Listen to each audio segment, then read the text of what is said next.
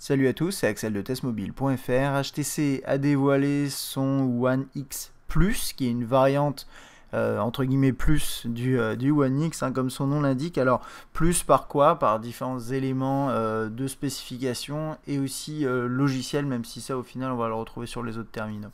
Alors on va passer juste pour information, je suis en train de refaire la voix par-dessus la vidéo parce qu'il y avait beaucoup trop de bruit. Donc si j'oublie des choses, je suis désolé. Donc on va commencer par les comparer en termes de design avec le premier One X. Là on le voit sur la gauche, le One X en blanc. Au final, le design est exactement le même. Il y a juste quelques touches de rouge sur cette version-là, le One X Plus ici, qui ressemble un petit peu du coup au One XE, qui avait ce côté Beats Audio noir et rouge, et c'était assez sympathique. Alors, au niveau des spécifications, qu'est-ce qu'on a? Je vais mettre de côté tout ce qu'on avait déjà sur le One X. En plus, on a du Tegra 3 dans sa dernière édition à 1,7 GHz, donc c'est du quad-core. On a une batterie de 2100 mAh. On a 64 Go de mémoire interne. Là, l'appareil photo qui n'a pas changé. Il y a juste une caméra frontale qui est un petit peu meilleure et qui est, bon, on l'a testé et elle est vraiment de meilleure qualité. Là, en bas, on a les boutons sensibles ici en rouge, là, le classique. En dessous, le micro. À droite, le bouton de volume qui est long, hein, comme sur le One X. En haut, le bouton on-off, verrouiller, déverrouiller, le jack 3.5 et un autre micro. Micro secondaire. Voilà, celui-là. On a le port micro USB sur la gauche. Qui fait maintenant qui fait USB host. C'est quelque chose qu'on avait sur le One X aussi, mais qui était bridé. Je pense qu'on pouvait le faire sortir, mais là maintenant on l'a. Et puis à l'arrière, bah, ça ressemble au One X, hein, vous le voyez, avec ici la petite touche de rouge autour de l'optique, qui a pas spécialement changé. En haut, on voit le tiroir pour la SIM. Il y a toujours ce système de tiroir, puisque de toute façon on ne peut pas accéder à la batterie.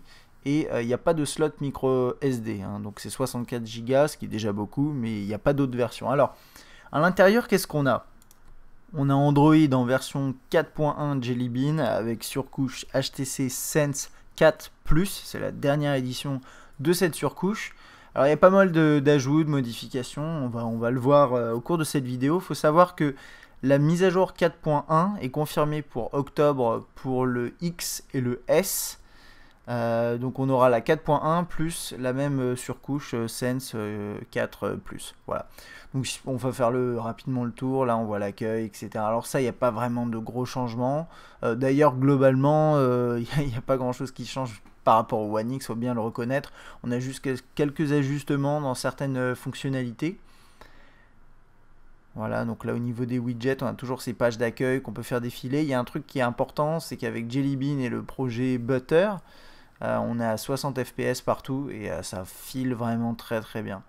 Donc là dans le menu, on a le même type de menu qui défile sur les côtés avec la possibilité d'accéder aux applications filtrées, etc.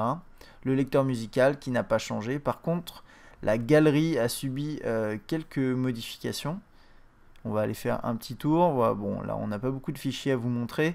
Mais il y a deux éléments principaux. Donc là déjà en accueil de la galerie, on a la possibilité d'accéder à ces fichiers et aussi à ceux qui sont sur différentes plateformes comme Dropbox, Facebook, etc.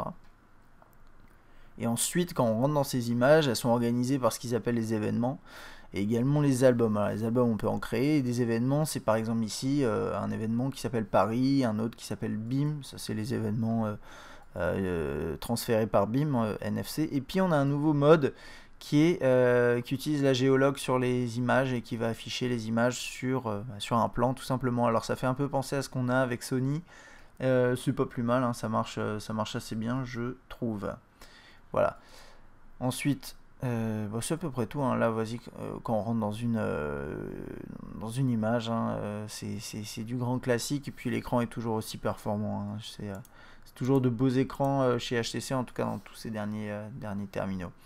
Au niveau d'internet, on a une expérience vraiment fluide, plus fluide a priori d'après ce qu'on a pu voir que sur le One X qu'on a actuellement entre les mains. Alors ça c'est dû au Tegra 3 1,7 mais également à Jelly Bean. Et il faudra maintenant tester, voir ce que ça donne en fait quand le One X passera sous Jelly Bean. Alors on a toujours le zoom des zooms qui est assez fluide, qui est même très fluide. Là il y a eu un petit blocage, mais normalement c'est très fluide, il n'y a pas de problème. On a toujours ce texte qui se remet en forme quand on zoome des zooms. On peut toujours bien sûr copier, coller du texte, etc. etc. Alors c'est vraiment toutes les fonctionnalités classiques intégrées dans Jelly, enfin qui étaient déjà dans ICS, plus la fluidité en fait de Jelly Bean. Voilà, donc ça c'est pour le web. On va faire un petit tour dans l'appareil photo. Alors l'interface n'a pas beaucoup changé, c'est un peu la même qu'avant, avec à gauche une nouvelle option qui permet d'accéder rapidement à tout ce qui est visio. Et puis après dans les paramètres on retrouve la plupart des fonctionnalités classiques, triées donc par catégorie, qu'on peut afficher et cacher assez facilement. C'est assez bien géré, ça évite les défilements longs. On a également un nouveau mode qui a été intégré, alors qu'on retrouvera aussi à travers la mise à jour, qui est un mode HDR qu'on trouve ici dans ce menu en bas à gauche. Donc la sélection du thème, ça s'appelle thème vidéo. Donc là c'est pour les vidéo et vidéo, ouais, thème vidéo et thème de l'appareil photo, pardon. Alors on a vidéo ralenti en haut et ensuite HDR et panorama.